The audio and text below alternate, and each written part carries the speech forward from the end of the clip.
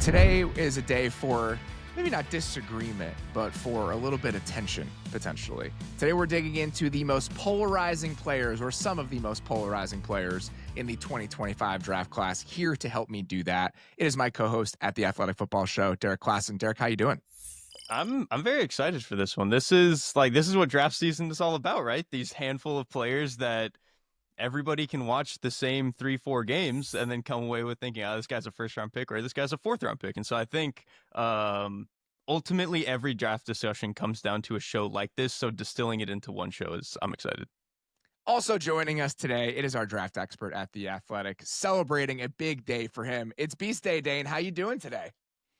It feels good. It's a long time coming. It's a lot. And this year was definitely a different process because if you haven't checked out the Beast yet, it looks a little bit different this year.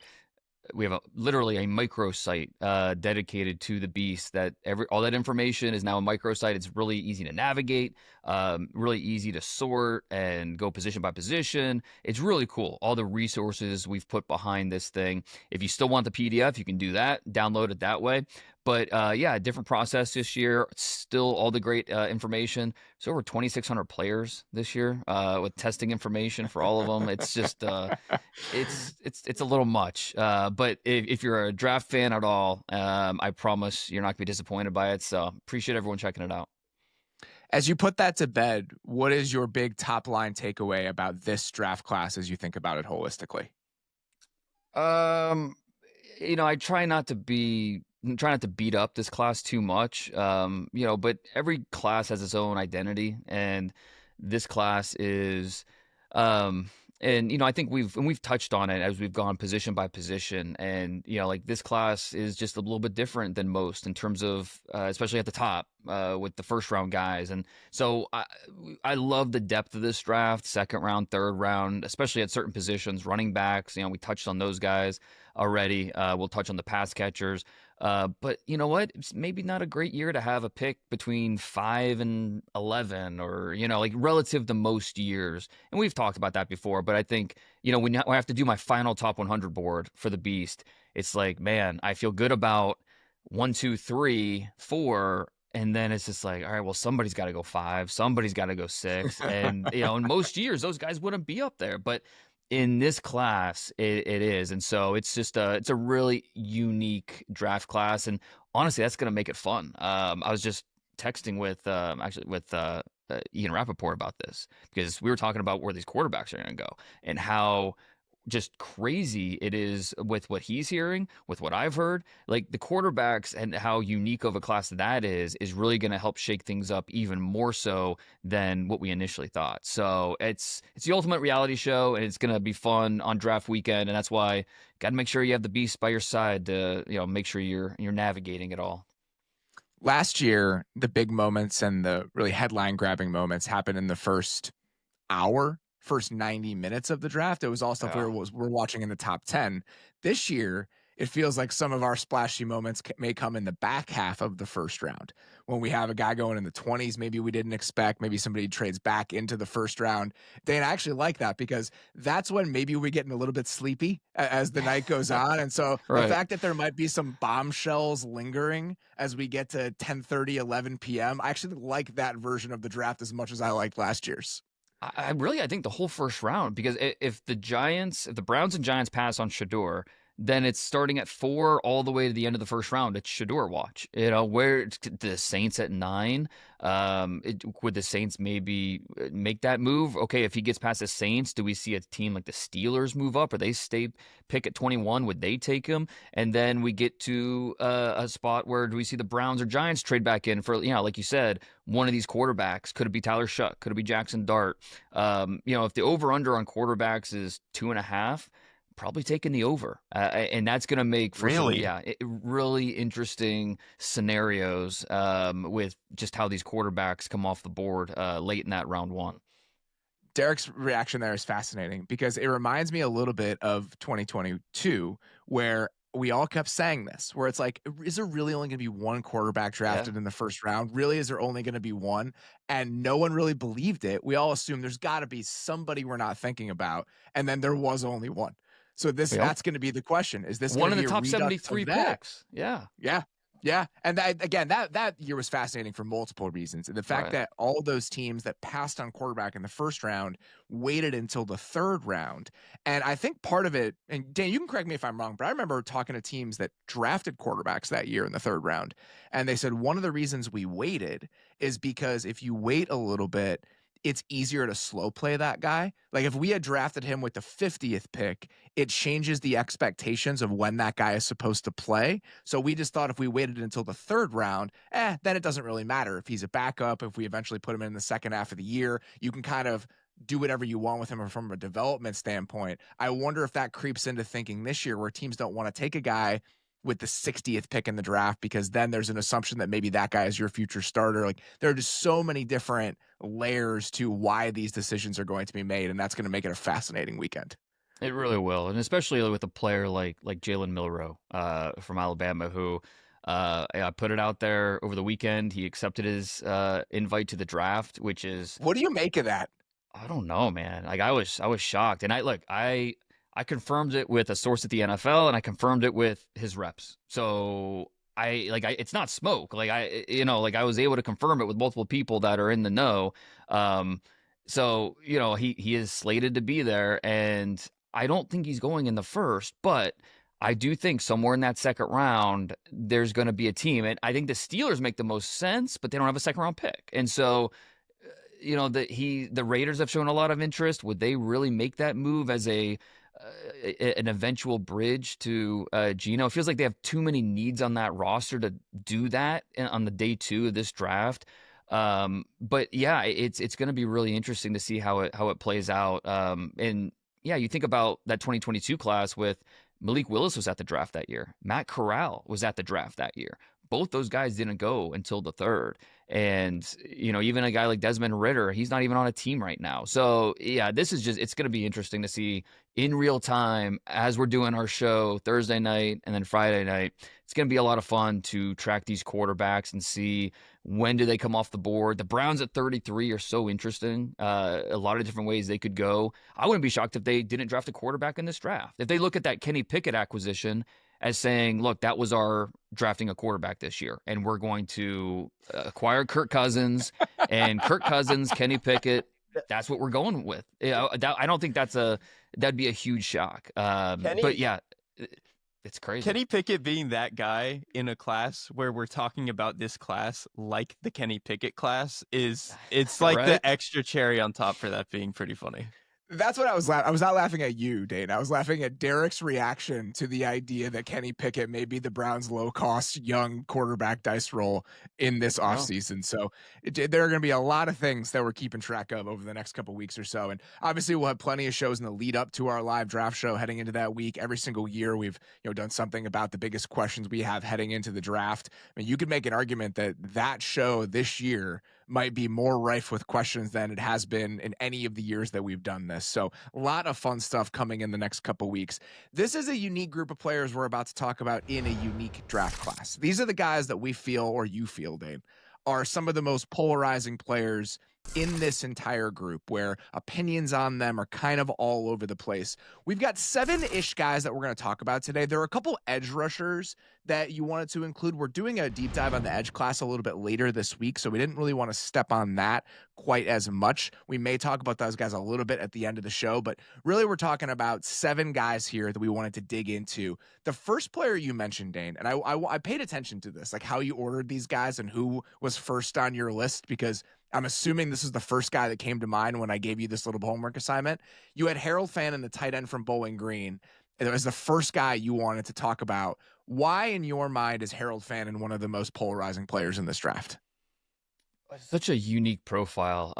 He's one of the youngest players in the draft. He's 20 years old, doesn't turn 21 until well into July, his first training camp. He'll celebrate his 21st birthday. This is a guy that growing up, and he grew up in my neck of the woods, Northeast Ohio. He's a Canton kid. He, in high school at Canton McKinley, he played receiver, a little bit of receiver, but for the most part, he was a safety. That's what he did. And he didn't have a ton of offers coming out. credit to Bowling Green. They had a vision for him and said, hey, we want you to come here and we're going to transition you to tight end. And, when you think about that, Scott Loeffler, that scheme he runs, he likes to use multiple tight ends. And this is also why I think my 7-round mock drafts coming out, Eagles in the 3rd round for Fannin makes sense with Loeffler now quarterback coach in Philly.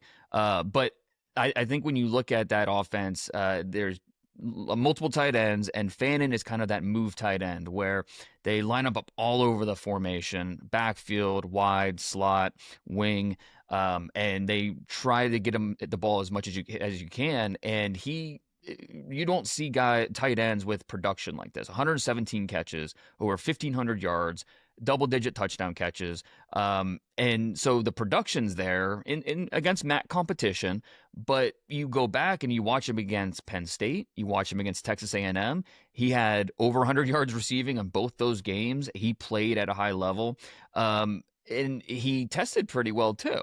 But when you watch him, it's just like, okay, he's a little bit undersized. I don't know the best way, the best way I can describe him as an athlete is he's just a little awkward. He's not kind coordinated. Yeah, well, he's kind of like duck-footed, so his feet are kind of all over the place, and so it's not really sharp. But he's straight. He plays straight line explosive, and he catches everything. And so it's all right. Those two things, I can do something with that. But it's just a very unique profile that he's got plenty of doubters out there. And I think a lot of people in the fantasy community were calling him first round pick, and he was never that. It was always, in my opinion, it was always okay. Could he get into the top 100? And I think the way he played against Penn State, against A&M, that helped me get comfortable with putting him, sneaking him in the top 100. But there are plenty of other people that like him more than that, and some people that don't like him at all. So he's just a really interesting and unique type of player. What are your thoughts on Fannin, Derrik? We haven't talked about this. I don't know if you like him or not. He's a type of prospect I typically wouldn't enjoy, but kind of because he's one of the youngest players in the draft. He's formerly converted from safety. So I honestly think between his age and his conversion, there's probably a chance that he can add a little bit more muscle and a little bit more weight to his frame. The blocking stuff is a roller coaster right now, but again, he's a very young and fresh player to the position. I think what's most fascinating to me about him is that he is one of these move tight ends, but he's not as straight line tear away. He doesn't have the breakaway speed that you would expect of a player like that. He's not an overwhelming athlete. He tested fine, but at 230, he is not an overwhelming athlete. He's explosive within a 10-yard box, but when I give him the ball, do I expect him to run away from anybody? Not necessarily.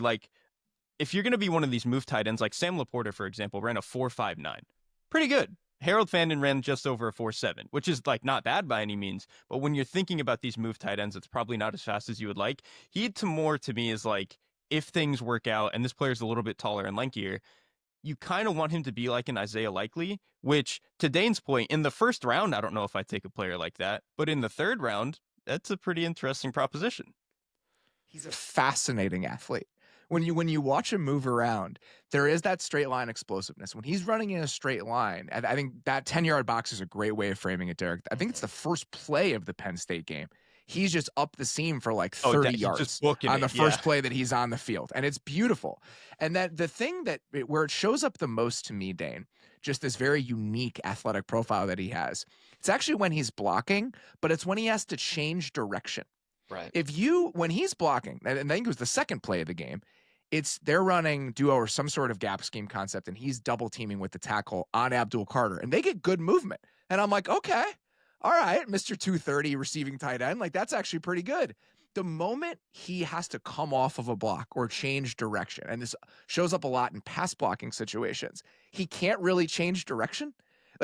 I've never really seen a player with his specific set of movement skills and limitations before. It makes him fascinating.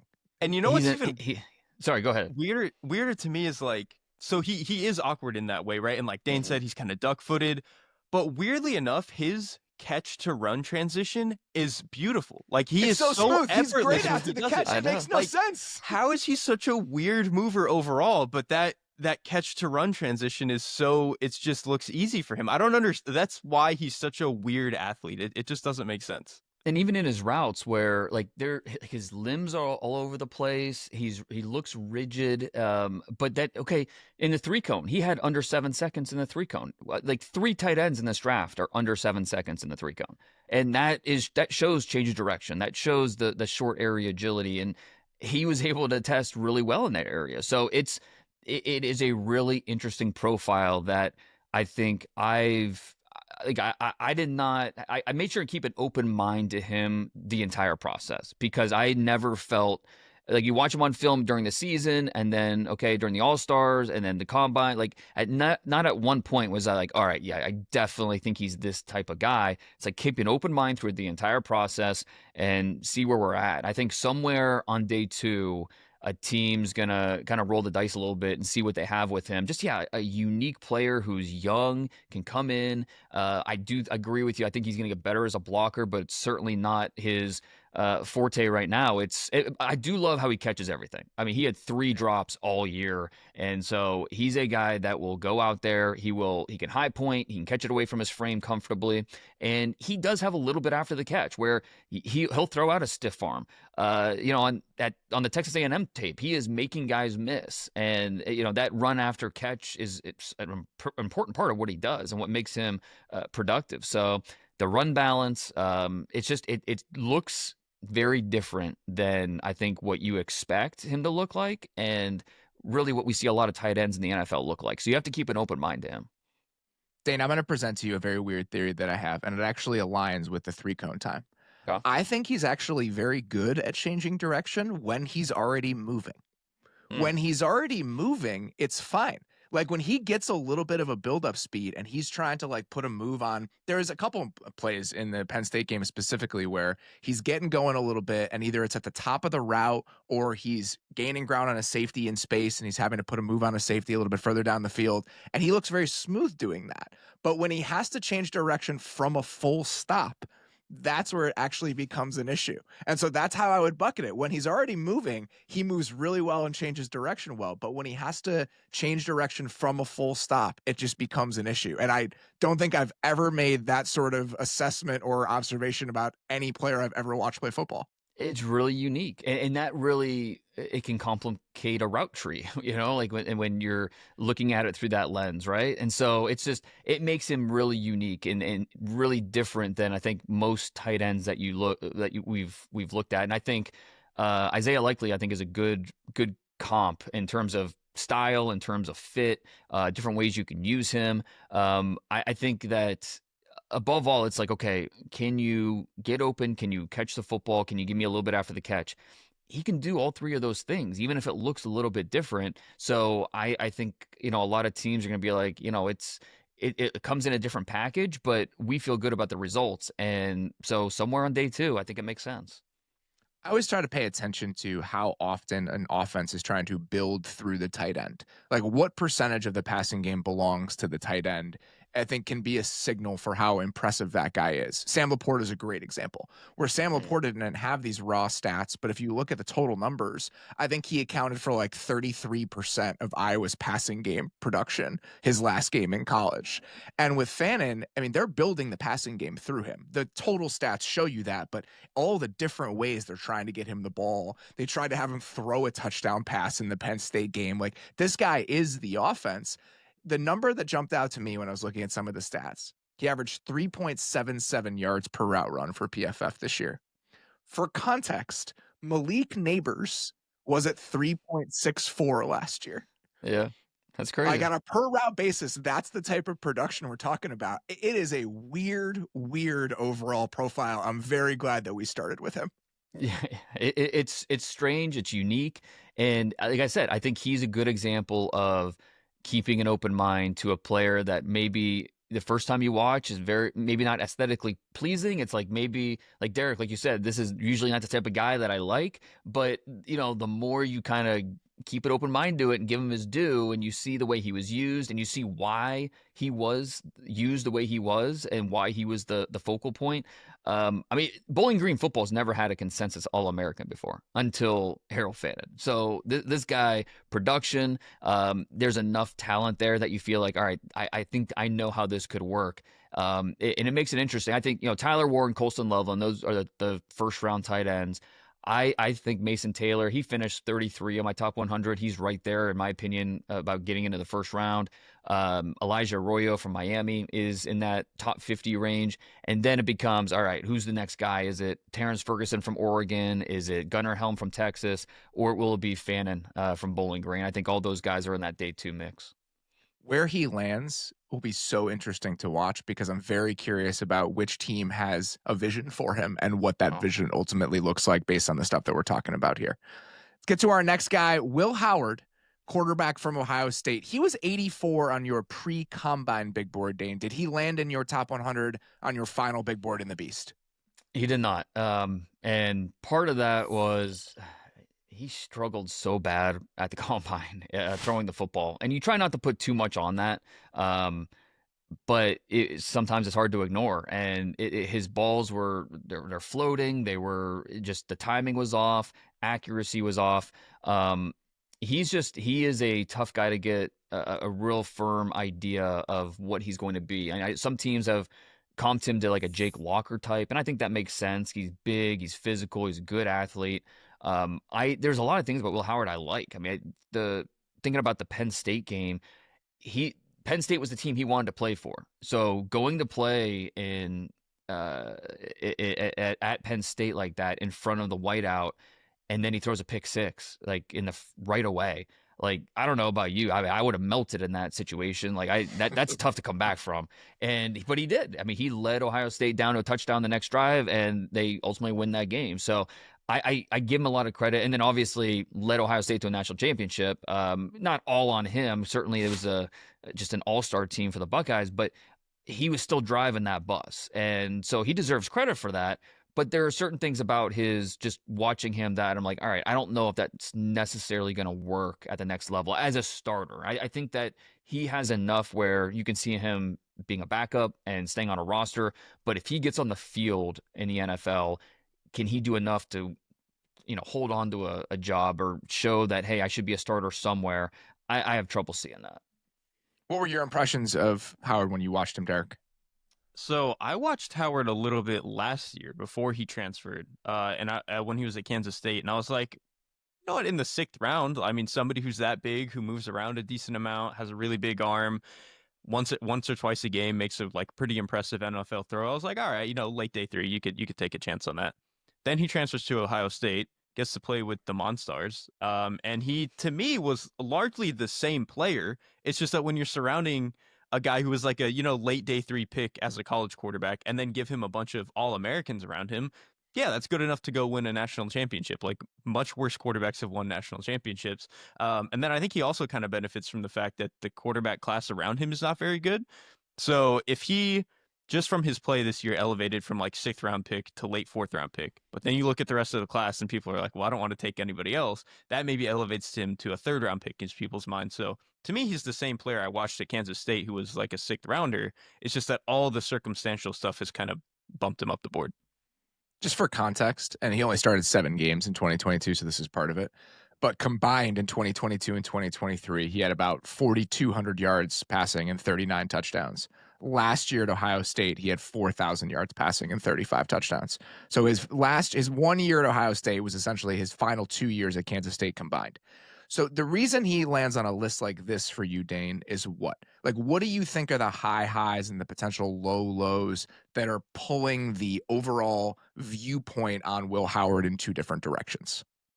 Well, I think the reason I thought he belonged on this list is just the differing opinions around the league about what kind of grade he deserves. I've heard anywhere from 2nd round to 6th round, and a lot of in between. So it's just, there's a wide ranging possibilities for him about where he's ultimately going to go. A lot of teams feel differently.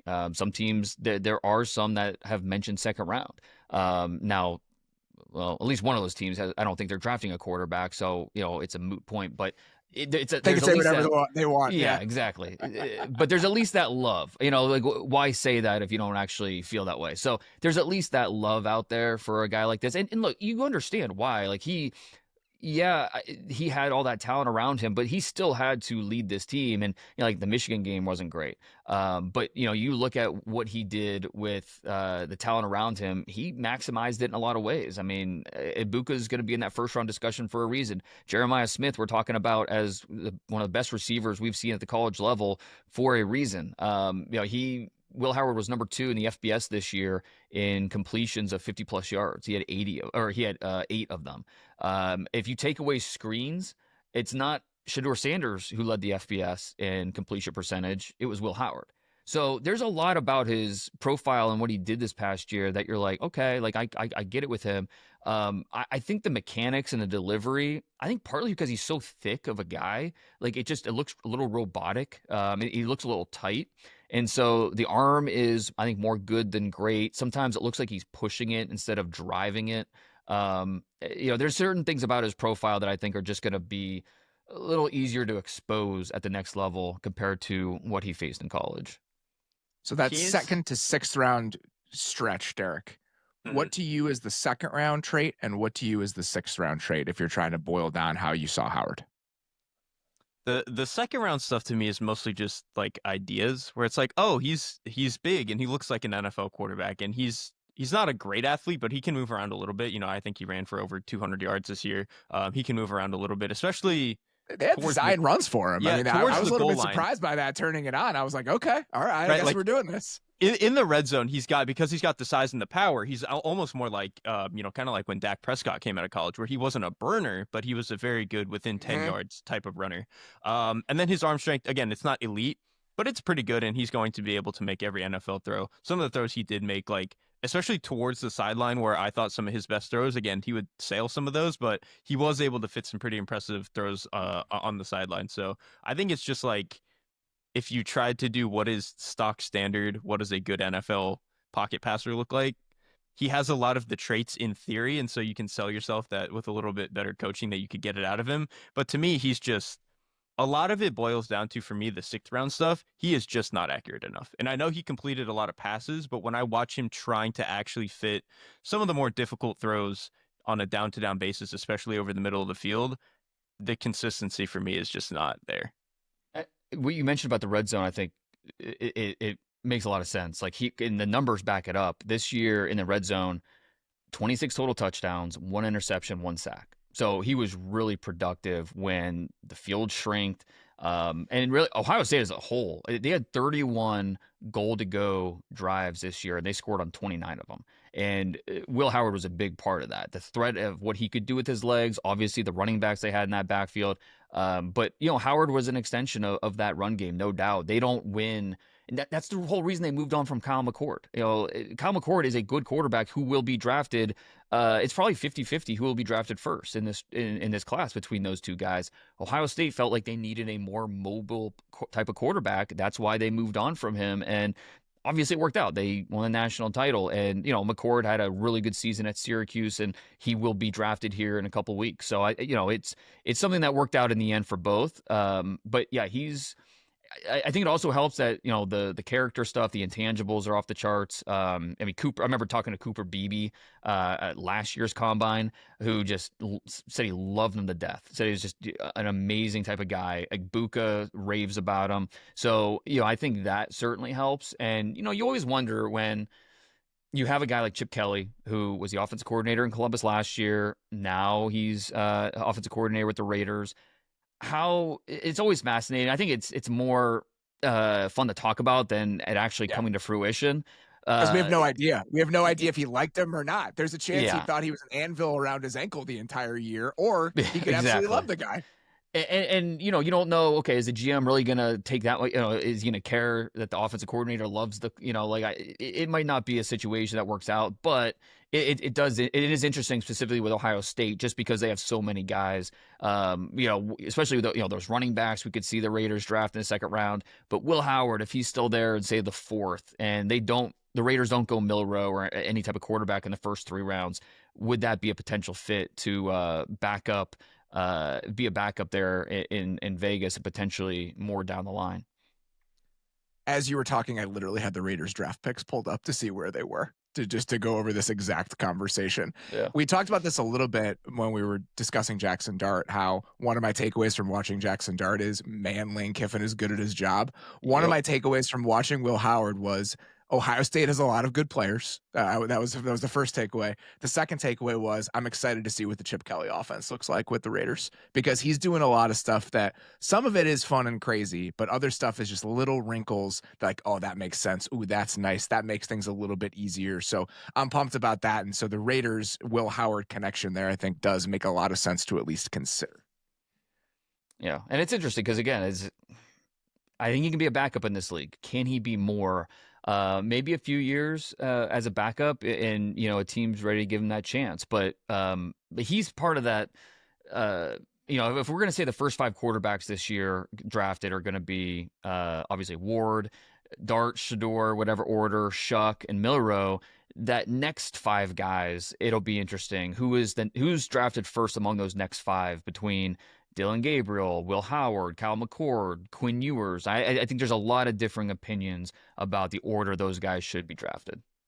The Cooper Beebe point is an interesting one, because as we're evaluating quarterback intangibles in the process here, with all these guys transferring the way that they have, one, you have a larger pool of players who have been close to these guys. So you have a wider swath of opinions about what was he like, da-da-da-da-da. And you also have kind of an intangible measurement with a guy dropped in for 1 season to a new environment. How does his new team take to him? How does the coaching staff take to him?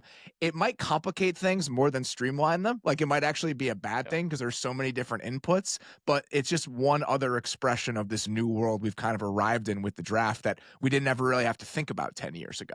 And it's not easy to do that, right? It's not easy to drop into a situation, especially in Columbus, where it's basically a pro team, and you have to. And it's funny because actually the leader of that team was Seth McLaughlin, the center, who was also a transfer, came in from Alabama, and then when he tore his Achilles in November, that's when, like, Will Howard was always kind of like a leader, a part of it. But when McLaughlin went down, Howard really ascended and became the voice of that team and helped them, cross the finish line. So yeah, it's a really interesting dynamic that a couple other guys on the list we'll talk about today. More transfers that kind of complicate things. Let's get to our next one here. I'm betting my mortgage that Derrik hates this guy that we're about to talk about right now. I'm betting my mortgage that he hates this guy. It's Isaiah Bond, the wide receiver from Texas. Dane, he was 94 on your pre-combine big board. Where did he land on your final big board? He made the cut. I think he was right around there. Let me see here. Yeah, he was 88. He's 83 on the consensus board. So you're in line with most of the conventional wisdom right now as it currently stands. Yeah, and before the draft or before the season, he was top 50. It was like, all right, Bond, he's transferring from Alabama to Texas. Think about Sark in that offense, Quinn Ewers, and it's going to be Bond, the number 1 receiver in that offense. Let's go cook. And you see talent. Like, it's not hard to watch his tape and see and not see the talent, but it's discombobulated. It's very inconsistent in a lot of ways. And so I think somewhere in this draft especially, it's not, I don't know, I'll be eager to see how you guys feel. I don't think it's a necessarily strong draft on day 2 in terms of wide receivers. And so if we're talking late 3rd, early 4th, that's really the kind of grade I gave, a late 3rd, early 4th type of grade. At that point, it's like, all right, we'll roll the dice on this guy. As long as the character checks out and we're focusing just on the field and we feel like he's semi-coachable, like, okay, it's you don't find guys that run 4.3 very often that have, because if you put together his highlights, if you put together his top 10 plays from this year, you're probably calling him a 1st-round pick. It's just the problem is there's just no consistency in that, and it just really gives you cause for a pause at that point. So yeah, Derrik, I'll be eager to hear what you think of Bond. Was I right or wrong, Derrik? Someone is going to convince themselves that this is Tyreek Hill. It won't be me. He is. Robert is correct. This is just like not my style of player. I actually think if he's supposed to go in like the late 3rd, 4th, that's actually probably fine, because in terms of like raw explosive speed, it is pretty crazy. But his route running's all over the place. Are you surprised he didn't run better, Dane? I mean, this was supposed to be a guy who was like one of the burners in this draft, and he ran a 4.41. Yeah, a little bit. I think that because at the pro day he ran a 4.37, so a little bit of a bump. But yeah, he was, and it didn't help matters that at the combine he said he was going to run a 4.2. Like, don't do that. Like, that's right. Don't put expectations out there when clearly you're not going to. But this guy is used to being the fastest player anytime he's entered a room. He was literally in the USA track and field junior Olympics, and he started when he was like 8 years old, nationally ranked. So, he grew up in the Atlanta suburbs, and he was kind of like a legend growing up in the track scene. So I think he's just used to being the fastest guy, and now he's in a pool of a lot of fast guys, and it maybe didn't stand out as much, but speed's not an issue for him, even if it wasn't quite as fast as we thought. But again, yeah, there are some teams that believe he is a top 5 receiver in this draft. Now it's probably more like 5, not 1 or 2 or 3. But when talking to teams about the top 5 receivers in this draft, Isaiah Bond's name has come up. How would you even start building that case, Derrik? Is it just pure explosiveness? And if it is just pure explosiveness, how does that manifest in talking yourself into this guy as a top 5 receiver in the draft? I mean, you're trying to sell yourself that he could be one of the best take the top off guys in the league, where at minimum you're getting something akin to like what Ted Ginn was for those Panthers teams, where it's like, okay, the hands inconsistency is a little bit of an issue. He's not really giving us a whole lot of contested catch stuff or even anything outside of the numbers, but his raw ability to on post routes and like seam routes and other, like deep overs and stuff to just give vertical stretch into the offense, and every now and then have such incredible speed that he can just tear away from a guy and we can get one chunk play a game to him. It's like almost in the same way that we talked about Jameson Williams, or like what he's kind of become. That's what you're hoping for. That's what the case is. I just think there are so many other holes in his game that I would be a little bit scared of taking that chance. Yeah. He's almost a gadget player, right? Like you have to, the way you use him, you just really have to have a defined plan. A lot of screens, a lot of gadgets, a lot of, I do think like you watch him on, blaze outs or daggers, like he can create some serious separation off that plant foot. Like he has that dynamic ability, especially down in the red zone. If you get him one-on-one in the red zone, he can create space for your quarterback. But consistency with the full route tree, it's catching the football. I don't think is very natural for him. I think it's like he didn't have a ton of drops, but I didn't see consistency or like I didn't see confidence in his hands with the way that he attacks the ball, even though he didn't have a ton of drops. So the stat sheet looks okay, but on tape, I wasn't necessarily blown away by the way his catch point skills. So, and then, like you said, he's unreliable through catch or through contact. Contested catches aren't going to help. Deep ball, like you would think this is a guy that down the field on those deep balls, and maybe this is partly a Quinn Ewers issue too, but I thought he struggled just adjusting to that ball when it was downfield. He had 14 targets this year of 20 plus yards, caught only 2 of them. And again, part of that I think is there's a quarterback issue there too, but it's still, you would expect more from that, from a guy like this that has that type of speed. Just you mentioned the Jameson Williams thing, Derrik, and I was looking at the stats while you guys were talking. And obviously this isn't the end all be all, but just for context, Isaiah Bond this year had 34 catches for 540 yards in his first season transferring to a new program with a high octane offense. And Jameson Williams' first season transferring to a high-octane offense in his third year as a college player, he had 79 catches for 1,572 yards and 15 touchdowns. So sometimes a player is an idea, and sometimes that idea comes to fruition. And I think closing that gap is very important in this process. And Williams to me too, and this is why Williams went as high as he did, and I don't think Bond will. Williams was a much more put together route runner coming out of college. Bond is like, you're just kind of hoping and praying that his explosiveness is going to check out, at least with Williams, even though he still kind of struggles with taking contact and certain other stuff and maybe making contested catches. His ability to just separate from people every now and then is pretty awesome. Whereas Bond, kind of need to hide him, kind of need to use some of this cheap motion stuff, which is great if you're the Dolphins and you're as good as Jalen Waddle or Tyreek Hill. But if we're having to do that for like a 4th round quality player, I just don't know if the juice is worth the squeeze most of the time. And he didn't play. He wasn't a return man either. So it's not like you're adding that value to a player like this.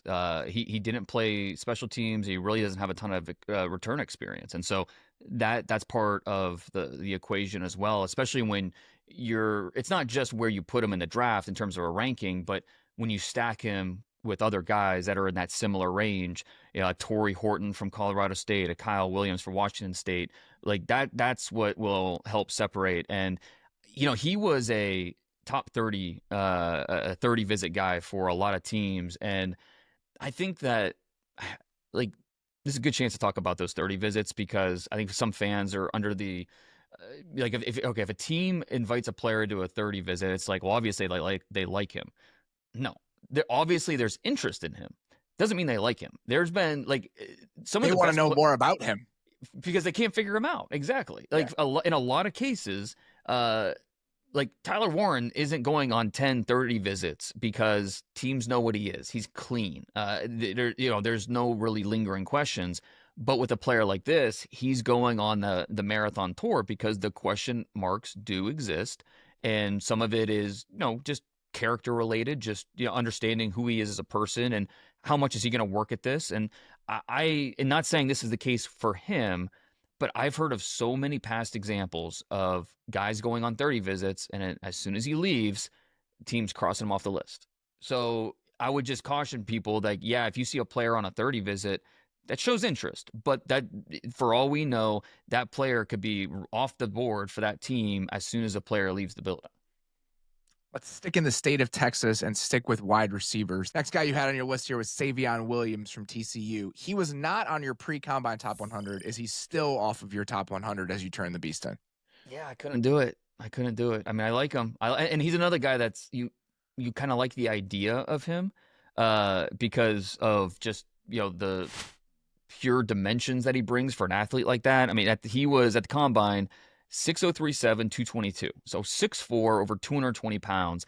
The speed was okay. He was never really a burner, but he's just a really good athlete, a really impressive athlete. And it's just, I want to see him be a more consistent athlete as a receiver and not just as a playmaker who you have to manufacture touches for. And that's kind of the hang up for me with Savion Williams. And he's a 5th-year guy, so he's been in college a while.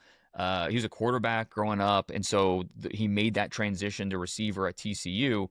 And he had okay production his first, or really as a sophomore and junior, and then going into his senior year, they really changed the offense all around. So it was okay. It's the idea of him as like a Cordarrelle Patterson, and it's okay. That's fine. That's great.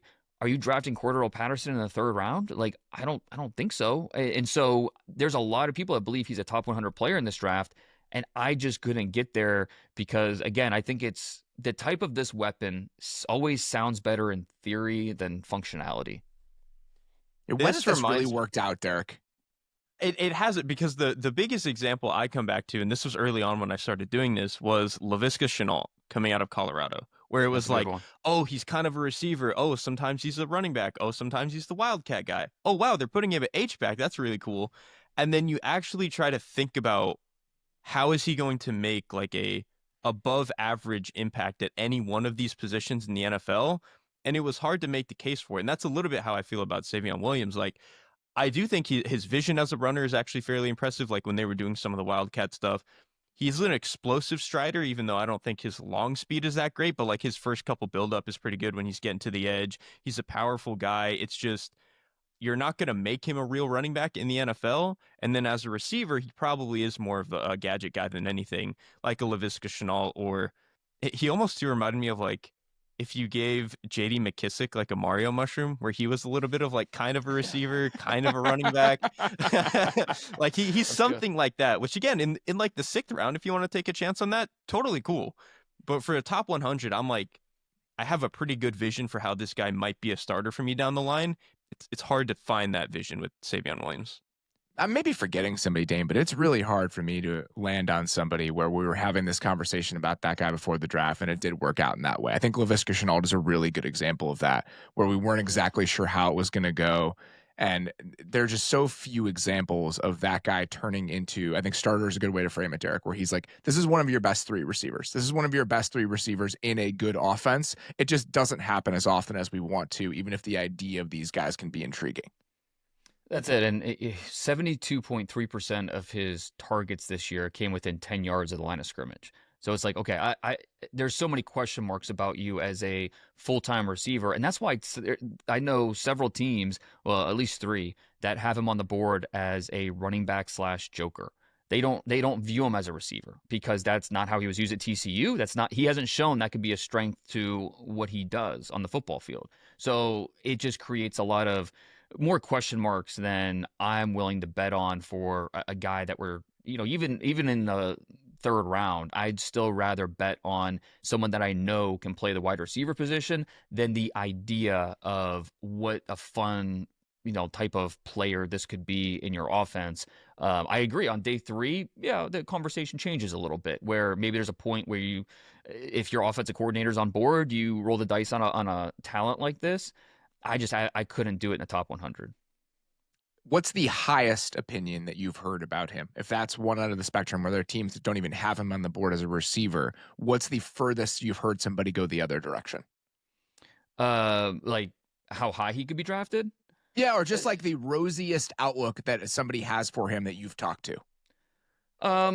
Top 75, top 60, I think is kind of like, like I went through an exercise with a team like 2 weeks ago where we stacked our receivers and kind of traded notes on those. And I noticed Savion wasn't on there. And I said, oh, you don't like the TCU kid? And he mentioned, oh, yeah, we've got him in this other bucket. And it's this running back / joker bucket. And he said, yeah, we think he's probably going to go in the top 75. I think we've got him just after that, probably in that 75 to 100 range. But we think he might be gone at that point. Like there's definitely love for him because of, he looks the part, like he looks like an explosive athlete, and he is an explosive athlete. But in terms of the functionality of playing the receiver position, it's just not there on tape. And so, and even when he is asked to run downfield routes, I mean, he's giving indicators to the DBs what he's doing. A lot of times he's pushing off late. And so you like the physicality, but it's not subtle enough. And so I didn't see a ton of separation. I do think he catches the ball well. Like I think on fades, that's where he could really be more than just a manufactured touch guy. Like if we're talking what he can do on fade balls, and he can high point in traffic. And so I think there is a little, that's the optimism I think you're clinging to, is what he can do on those types of routes. But for the most part, he just hasn't shown the consistency as a down-to-down receiver that ideally you want that early. We're going to hit 2 more guys here. There are a few edge players, Dane, that we're going to throw on this list. We're going to do an entire show on the defensive lineman tomorrow with our buddy Fran Duffy from PHLY. You and Fran are all over the place on the defensive lineman. Like I can't remember bigger gaps between the consensus and where Fran has some of these guys. And so there's going to be a lot of polarization on that show already. So a couple of these guys, Jalen Walker, Mykel Williams, we're going to save for that conversation tomorrow.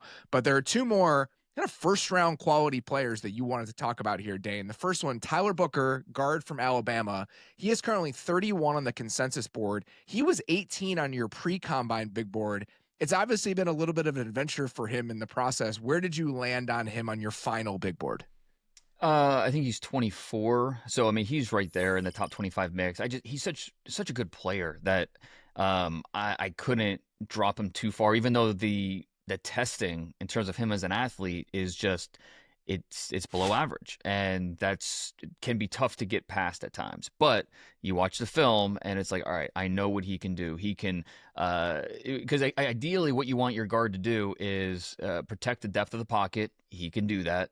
In the run game, he can move people. You want maulers, he can do that. So it's like, all right, maybe if I'm a strict outside zone team, like I'm not going to be looking at Booker necessarily in the top 25, or maybe at all, just because maybe he's not a fit for the movement that I want. But I think if you're not, and you run multiple schemes and you're balanced with the way that you operate your offense, it's part of the conversation for some teams is, okay, he's not a very good athlete, but the tape is really good. The person, you love the person, the character, the leader he brings. So can you look past the below average testing and get on board with everything else? Some teams have, other teams haven't. And I think it's interesting too, when you just do a mock draft in the first round. Sometimes, a lot of guards don't go in the first round anyways. And then you also factor in, kind of the not for everybody scheme fit with him. Could we see him fall out of the first round altogether? I mean, I think that's at least a possibility, which to me kind of crazy because the film says he belongs in the first round, but it's created a lot of conversations with teams. It's a fascinating conversation to have. I had Ben Solak on yesterday, and we did the next iteration of On the Clock, where we went through the process of picking between 3 guys for all of these teams. And you have that stretch in the middle of the draft where I think from 13 to 18, most of those teams need an interior offensive lineman, right? So you have the Dolphins need one. The Colts, you could argue, need one. You have the Cardinals in that mix. You have the Bengals in that mix. You have the Seahawks in that mix. Definitely do, yeah. And so the Seahawks-Bengals run right there at 17-18, I think is kind of an interesting little exercise to play through, Dane, because for Cincinnati, multiple gun, the last guy who I remember this happening with, where he was a well-regarded prospect, tested like absolute garbage, fell in the draft, and then ended up becoming a good player, happened to be Orlando Brown Jr., who is the left tackle for the Cincinnati Bengals. So you have this team that is willing to take guys who are maybe lesser athletes but have a lot of size, cultivating mass, because that's how their run game works. And then you have Seattle, who is now going to one of the more outside zone heavy schemes in the entire NFL, and they're picking back-to-back, potentially with Booker on the board. So even that range of the draft feels like there's a ton to parse through for how he fits those teams and how they're going to value him. Well, and the Bengals, they obviously need defense, so I don't think anybody would see as or anybody be surprised if they went defensive line or linebacker or just went defense with that first pick. And then, I just don't know that Booker's going to be a fit with what Seattle wants to be. I think it's more likely they would have Gray Zabel, the North Dakota State offensive lineman tackle, converted to the interior, probably have him higher graded on their board because of how he fits what they want to be on offense. And so, no, I think you're right. That is a fascinating stretch. And then, okay, if he gets past there, even into the 20s, I don't think not a lot of, okay, yeah, he's definitely going there type of landing spots, even though I think it'd be crazy for him to fall out of the top 30. And what's funny, though, is at the back end of the first round, like, to me, when I look at it, those are the teams that, in theory, make sense for his skill set. It's teams like the Rams. It's teams like the Bills, where they're running a lot of duo, a lot of pulling stuff. You could even throw Washington into here, and you could argue they maybe could use help along the interior if they wanted it. Like, those are the teams that make the most sense for him, but maybe won't be picking guards at that point, or maybe he'll already be off the board to one of these other teams. Booker's a fascinating prospect for me because on the surface, he's a player I actually want to love. He's big. He's really strong. He's really smart. Like when they throw like twists and stuff at him, and his vision in the run game is really good in terms of where he needs to be going, and all that for a young player is super impressive. His feet are just really, really slow, and I worry that that's going to catch up to him a little bit in the NFL. And you can survive without it, right? Like Osiris Torrance has been a perfectly fine guard for the Bills, having the same issue. It's just, again, you kind of need to land in a spot exactly like that where you're going to be, your weaknesses will be hidden because of just the way that the offense is structured. His 10-yard split was 195. That's tough. I mean, there's not That's enough. a generous way to put it. I love doing this with Dane because Dane is such a professional, and Dane is such a guy who really cares about the work and cares about doing it the right way. That is the meanest framing you will ever hear from Dane Brugler in a public space ever, is a pause, a sigh, and that's tough. That's tough. That's especially when the other guards in this class are 1.7s and like he's a 1.95. That is tough. And he's the intelligence he brings, the toughness. I mean, he had the quote of the combine when he said, "It's legal assault out there. I want to make guys not love football anymore." He has been true football since the 6th grade, since grade school. Everything about his character and his upbringing and all that is awesome. It's just, he's in very average athlete for what a lot of teams are going to be looking for. And how that plays out on draft night is just fascinating. You're looking at the entire first round, though. I think you could make a really serious argument that almost every single team from 13 through like 28, you could talk yourself into them drafting a guard. Like Atlanta's probably not in that mix. I would throw Atlanta out of there. But you go through it. Miami, obviously. Indianapolis, yes. Arizona, yes. Cincinnati, Seattle. The Bucks probably not, right? They brought back Bredesen. They have Coney Mock, so that's when you throw out. Denver probably not. Pittsburgh probably not. 22, the Chargers. I think you could still make an argument they need a guard if they're going to move Zion Johnson to center. They have 3 center options now with Tyler James, Zion Johnson, Bradley Bozeman. So there's a chance they keep Zion at guard. So maybe that's not one of them. The Packers, if they want to move Jordan Morgan to left tackle, would have a need at one of their guard spots. Minnesota, probably not a scheme fit for them. Houston, though, now moving to the Nick Caley offense. Think about the types of guards the Rams have tried to employ over the last few years. Houston needs one.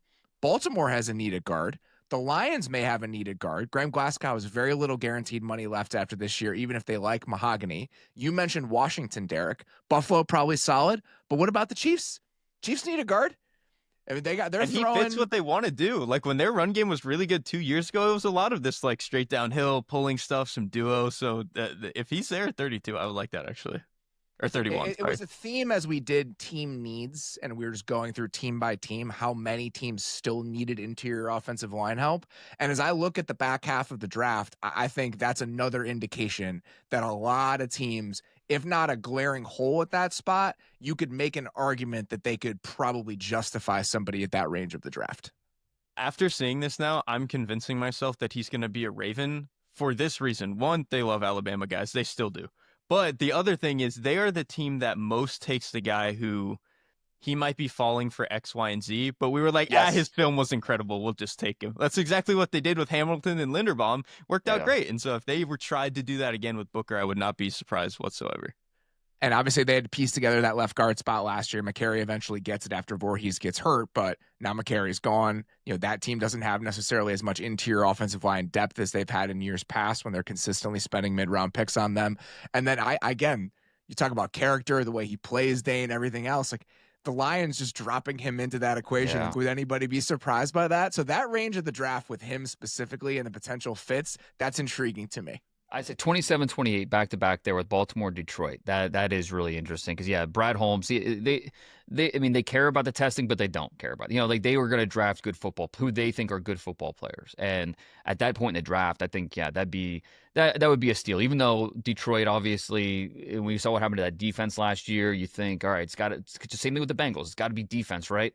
At that point in the draft, if a player like this is available, yeah, I don't think you necessarily bat an eye if you see Tyler Booker go off the board at 27 or 28. Yeah, I mean, what they played Glasgow, he's making about $7.5 million against the cap this year. There's really, again, no money left after this season if they wanted to move on. So, you know, this is a team that has not been afraid to draft succession plans high in the draft. Oftentimes it's the second round for them that they've been willing to do this, but they've done it in the past. You know, Jack Campbell is somebody they brought along slowly. They drafted Ennis Rakestraw in the second round last year with having really no plan for him to be a starter in year one. So, them trying to double down on a strength after losing a couple guys on the offensive line over the last couple years, that would be very interesting to watch. Last one here. Will Johnson from Michigan, the cornerback, the last guy you wanted to mention, he is 7 on the consensus board. He was 13 on your pre-combine big board, Dane. Where did he land on your final top 100? He finished at 18. He's, I think, an easy player to like over the summer when I studied him coming into the year. Like you watch his 2023 film and you're like, okay, I understand why he is so highly thought of, why scouts really like him, and it's like, all right, this is an easy starter.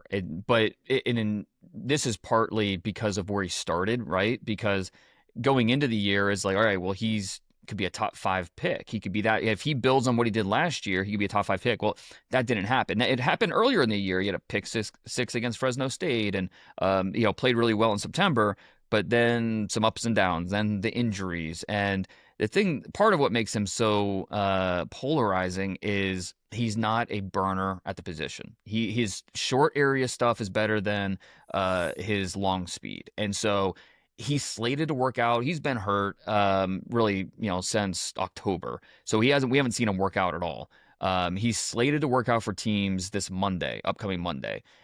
Now, I hope I'm wrong, and I hope he does run a 40, but teams expect him to probably only do position drills, and just kind of show that, hey, I'm healthy, I'm moving around, I'm okay.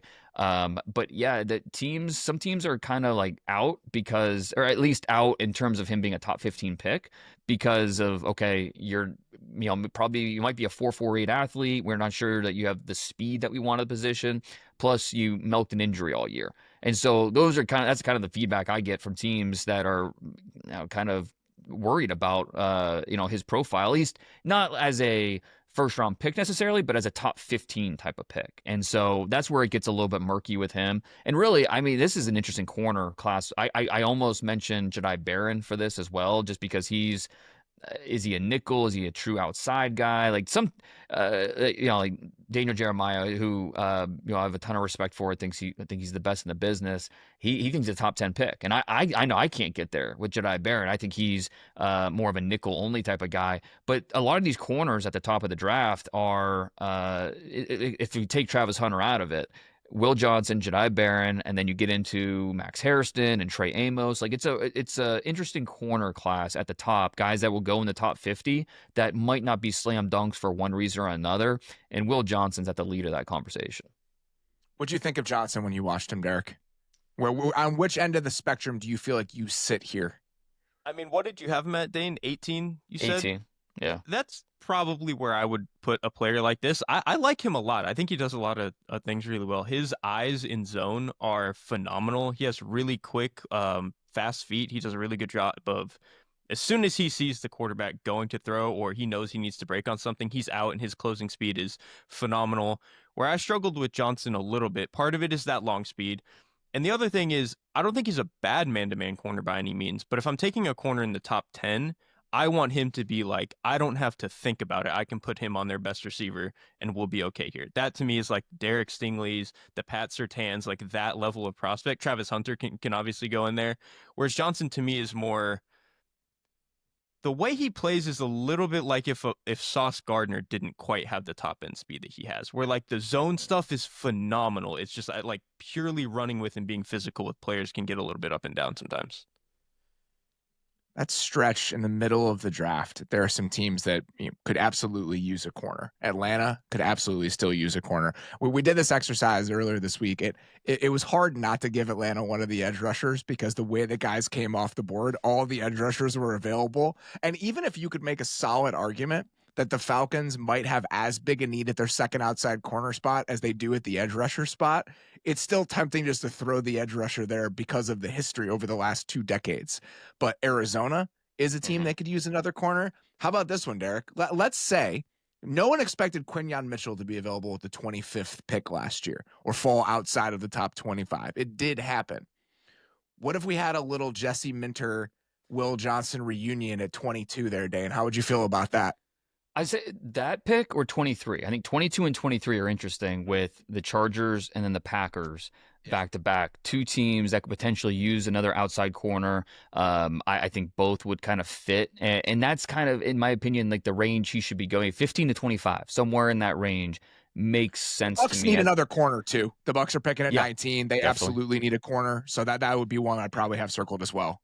And I really like him in Bowles' defense because it's a defense where you're going to play a lot of zone and just have to jump sometimes because we're throwing 5 or 6 blitzers. You better jump on stuff, and I think you'd actually be pretty sick in their defense. And sometimes that will. So sometimes that backfires on them. I think like against Washington last year, against Roma Dunze, those double moves will get him because it actually.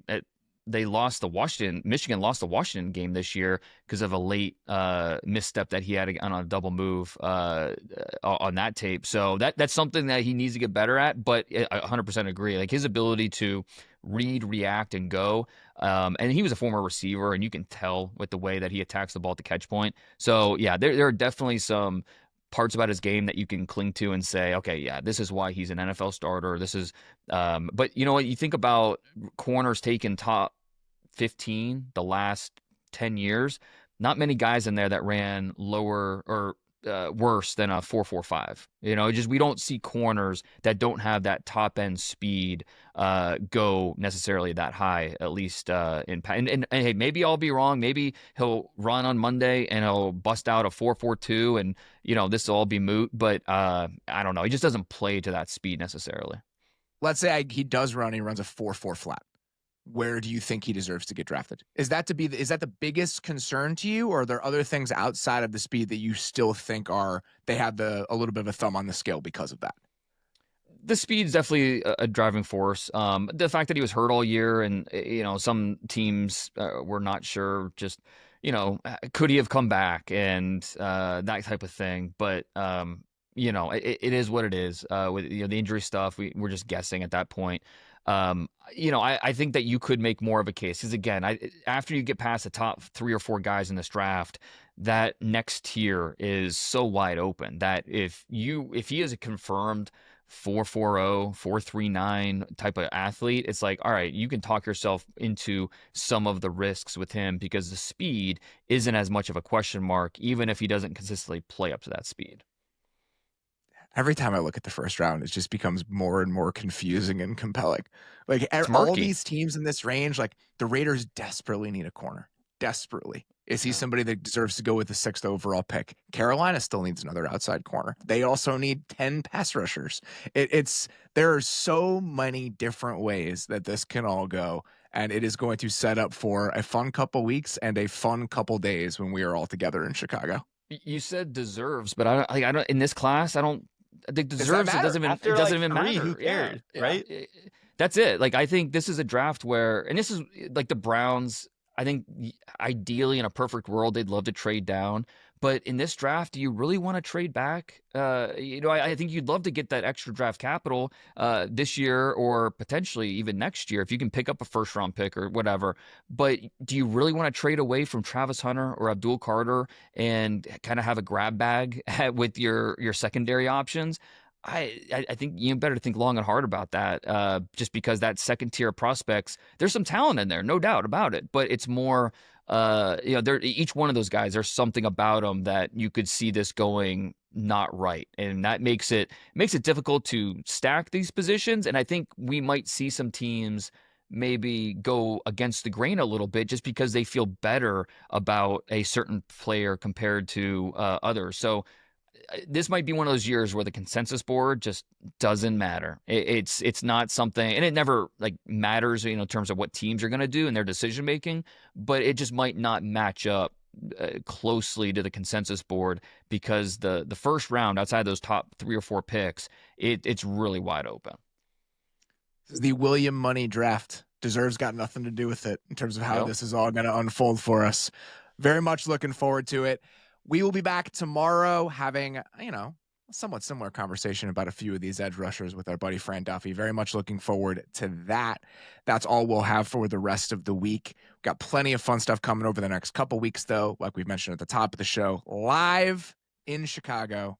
First 2 nights of the drafts, rounds 1 through 3. It'll be the 3 of us with Bruce Feldman joining us on Thursday. Very much looking forward to that. Please have that on your calendars. Please have it circled. Leave yourself a note. We would love if you guys would come hang out with us. For now, that's all we got for this show. Sincerely appreciate you guys listening. We will talk to you very soon. Thanks for watching The Athletic Football Show. Subscribe to the channel to keep up with us. Like and comment on this video, and we'll see you next time.